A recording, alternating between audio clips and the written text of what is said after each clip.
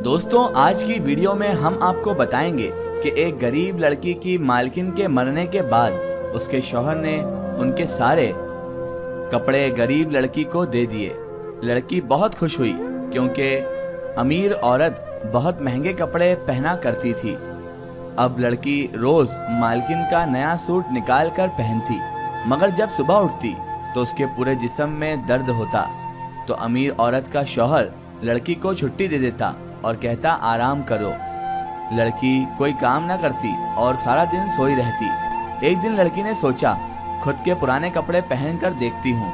यूं वही पहनकर सो गई। थोड़ी देर बाद लड़की के पांव तले से जमीन निकल गई। जब मालकिन का शौहर आया और उसने जैसे ही, मेरा नाम नूरी है और मेरी उम्र 18 साल है। हम लोग गांव में रहते हैं। मेरे मुझसे छोटे 5 मजीद बहन भाई हैं। मैंने जब से होश संभाला घर में गुर्बत और भूख ही देखती आई हूँ।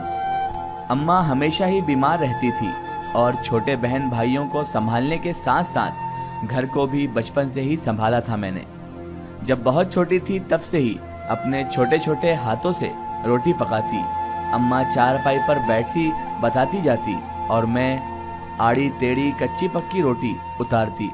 तब मेरे सारे छोटे बहन भाई पेट की आग बुझाते। कभी कभी तो हमें फाका भी करना पड़ता था। जब कभी अब्बा को मजदूरी नहीं मिलती या अब्बा की तबीयत खराब होती और वह काम पर ना जा पाता तो उस दिन हमारे घर में चूल्हा भी नहीं जलता था। इस वक्त मैं बड़ी बन जाती और अपनी भूख दबाकर छोटों को तसल्ली देती।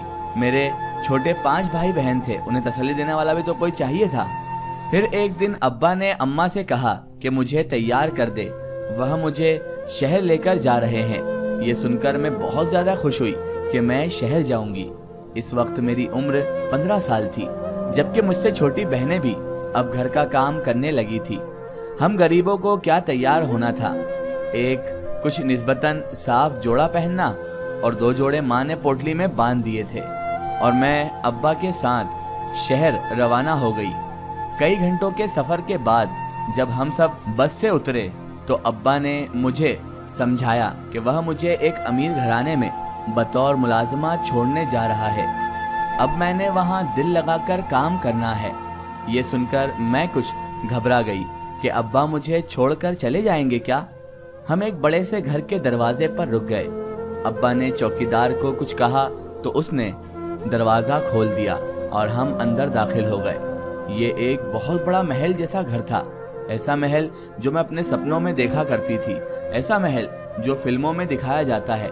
ऐसा ही महल के अंदर हम अब दाखिल हो चुके थे। मैंने अब्बा से डरते डरते पूछा कि इस इतने बड़े घर में कितने लोग रहते हैं अब्बा। दरअसल मैं ये सोच के डर रही थी कि इस बड़े से घर में तो हिसाब से बहुत सारे लोग रहते होंगे, क्योंकि इतना वसी मकान, इतना बड़ा बंगला, महल जैसा, तो न जाने कितने सैकड़ों आदमी इसमें रहते होंगे। मगर अब्बा ने मुझे हैरान कर दिया ये कह के कि यहाँ सिर्फ 2 लोग रहते हैं। मैं तो हैरान ही हो गई कि जहाँ पूरा मोहल्ला रह सकता है वहाँ सिर्फ 2 लोग रह रहे हैं। मैंने मुंह बिछाड़ के अब्बा से पूछा इतने बड़े महल में सिर्फ 2 लोग? तो अब्बा ने ठंडी सांस भरकर कहा कि जो रब की तकसीम। इतनी देर में हम घर के अंदर बड़े से कमरे में दाखिल हो चुके थे। वहां भी एक नौकर मौजूद था जिसने हमें वहां बिठाया और खुद मालिक को बुलाने चला गया। कुछ देर बाद एक औरत जो बहुत ही कीमती लिबास पहने हुए थी वह कमरे में दाखिल हो गई। उसने अपना पूरा चेहरा एक कपड़े से छिपाया हुआ था और सिर्फ उसकी आंखें ही नजर आ रही थी। जब वह बोली तो उसकी आवाज भी बड़ी भारी और अजीब सी थी। उसने अपनी आंखों से मेरा सर से पांव तक मुआयना किया, जायजा लिया कि मैं कैसी लड़की हूँ और इस घर के काबिल हूँ भी या नहीं। वो मेरा मुआयना किए जा रही थी। उसकी आंखों में अजीब सी न जाने क्या था कि मैं सर से पैर तक कांप गई थी उसके देखने से ही मेरे अंदर कपकपी भरा गई थी। उसने मुझसे नाम पूछा और ये कहकर मुझे घर के काम आते हैं मुझसे मुखातिब हुई और फिर मेरे असबात में जवाब देने पर मेरे अब्बा से तनख्वाह वगैरह तय करके मुझे वहां पर रख लिया गया। मैं मालकिन के अजीब व गरीब रवैये से हरासा हो रही थी। اتنے میں وہ اٹھ کر چلی گئی اور میرا ابا مجھے محنت سے کام کرنے کی تلقین کر کے وہاں سے رخصت ہو گیا۔ میں اس سجے سجائے کمرے میں تنہا بیٹھی رہ گئی تھی۔ کچھ دیر بعد وہی نوکر آیا اور مجھے کہنے لگا کہ اس کے ساتھ چلو۔ میں خاموشی سے اس کے پیچھے چل دی۔ وہ مجھے کئی کمروں اور راہداریوں سے گزارتا ہوا گھر کے پیچھے کے حصے کی طرف لے گیا۔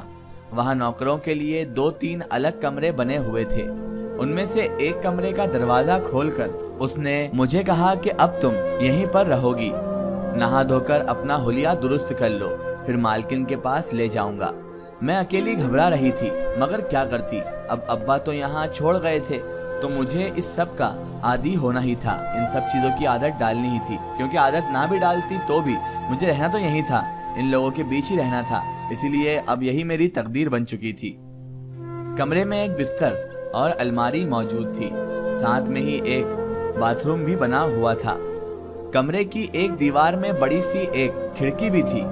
ابھی میں نہا کر کپڑے بدل کر بیٹھی ہی تھی کہ نوکر مجھے بلانے آ گیا۔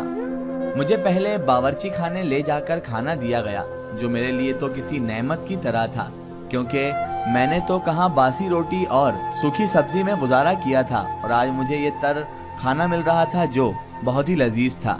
میں روٹی کو پانی سے کھانے والی یا بہت بڑی عیاشی ہوتی تو دال سبزی مل جاتی، وہ بھی خود پکانی ہوتی تھی، اور یہاں پہلا کھانا ہی 2-3 قسم کے گوشت کے سالن اور چاول روٹی مشتمل تھا، ساتھ ہی ایک سیب بھی ٹرے میں رکھا ہوا تھا۔ میں نے پیٹ بھر کے کھانا کھا لیا اور پھر دل تو چاہ رہا تھا اور بھی کھاؤں، مگر پیٹ بھر چکا تھا۔ پھر میں نے یہ بھی سوچا کہ اب تو یہیں رہنا ہے، تو پھر اتنا کیا نادیدہ پن دکھانا، اب رہنا تو یہیں پر ہے تو روز ایسا کھانا ملتا ہی رہے گا۔ اس کے بعد میں مالکن کے پاس گئی۔ جیسے ہی میں کمرے میں داخل ہوئی، وہ اور بھی پیارا کمرہ تھا۔ میں نے ارد گرد دیکھا، وہاں پر صرف وہ ایک عورت ہی بیٹھی ہوتی تھی۔ میں نے سلام کیا، اس نے نگاہیں اٹھا کر مجھے دیکھا۔ ایک دفعہ تو میں ڈر گئی، کیونکہ اس نے مجھے دیکھا ہی ایسے تھا، اور وہاں صرف میں اور وہی تھے موجود، دونوں ہی تھے۔ میں تو ڈر کر رہ گئی تھی، کیونکہ مالکن کا رویہ ابھی پوری طرح سے مجھے پتہ نہیں تھا، اور یہ بھی نہیں جانتی تھی کہ مالکن کب کیا بول پڑیں گی۔ مجھے تو بہت ڈر لگ رہا تھا ان کی شان و شوکت دیکھ کر، ان کے ٹھاٹ باٹ دیکھ کر۔ وہاں صرف میں اور وہ موجود تھی۔ مجھ سے وہ تبھی پوچھنے لگی، گھر کے سارے کام کرنے کے بعد جلد ہی اپنے کمرے میں چلے جانا، مجھے کام کرنے کے بعد کہیں بھی نظر نہ آنا۔ میں نے حیرت سے مالکن کی طرف دیکھا، وہ مجھے ایسے کیوں کہہ رہی تھی؟ میں نے کیا کرنا تھا جو میں اتنی جلدی کمرے میں چلی جاؤں؟ ان کی ساری باتوں کے جواب میں اس بات میں سر ہلاتی رہی۔ جب میں جانے لگی تو مجھے حیرت ہوئی، وہ جان بوجھ کر مجھ سے پہلے کمرے سے نکل گئی۔ میں پیچھے سے کمرے کو دیکھ کر ڈرتی ہوئی وہاں سے باہر نکل گئی۔ اس کا ایک سٹوری ہم دیکھیں گے اس کے اگلے پارٹ میں۔